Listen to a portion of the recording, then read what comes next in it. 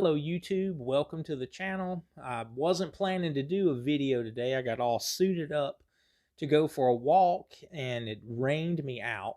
So I just ran upstairs. I've been wanting to get around to this video for a while and just haven't had time. Any of you guys that do one-on-one sessions with me have definitely had me recommend this to you if you've ever felt like you struggled using your pinky. It can especially be a hard thing to get a hold of in the context of melodies that we're playing. It's nice to kind of break in using that finger. Some of you guys have probably played for years and don't use your pinky. So we're going to get two birds with one stone out of this lesson. We're going to play a closed position, just a major scale. I like to do this in the key of A. It's nice because it's a good stretch. We're going to be playing the 2nd fret with our index finger. That's our root note of A. And then a D note here with our pinky. Instead of that scale,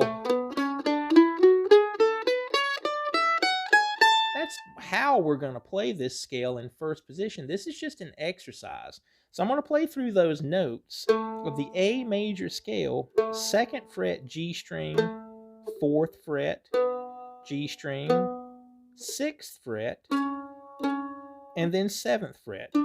There's our half step, 6 to 7. Now the same exact notes on the D string, 2nd fret, 4th fret, 6th fret, 7th fret. So that gives us one octave of the A major scale. Now there, again, that's a closed position note. No open A string. This will be closed all the way through 2nd fret, A string, 4th fret, 5th fret. There's our half step now, 4 to 5. Then 7th fret again with the pinky on the 7th fret of the A string. There's our E note instead of the open string. We're going to play that note there, and then 2, 4, 5, finishing up at a high A note. So there's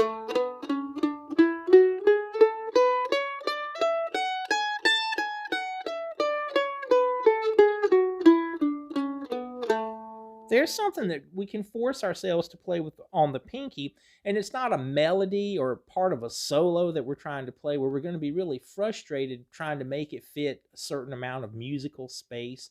No challenges like that are going to present, so we can really focus on a healthy placement with our fingers. Notice that my fingers are coming into the neck at an angle.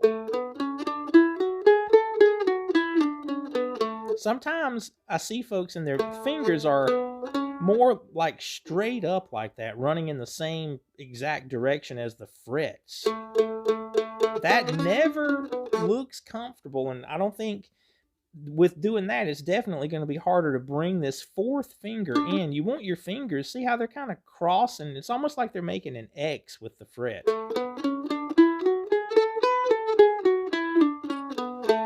So to keep this from being just playing that scale forward and backward, here's a great interval exercise that we can do. Closed position. I'm going to start on each note and just play the whole scale.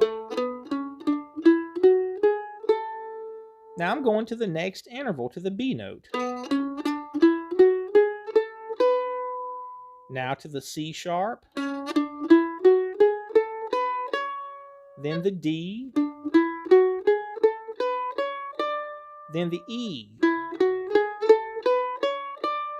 Notice I didn't play, I'm not playing an E scale. It's still the A major scale, just starting on the E note.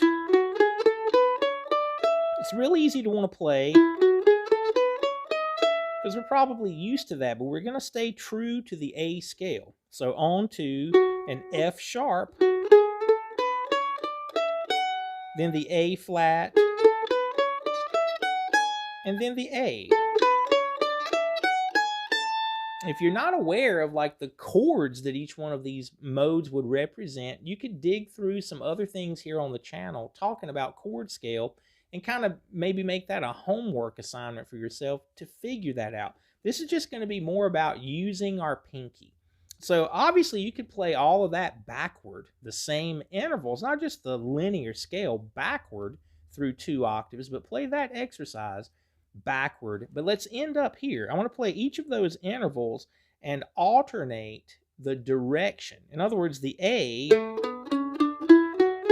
forward, and then start on the B note,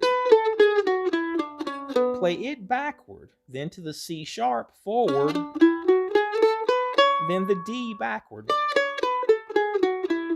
So it would sound like this.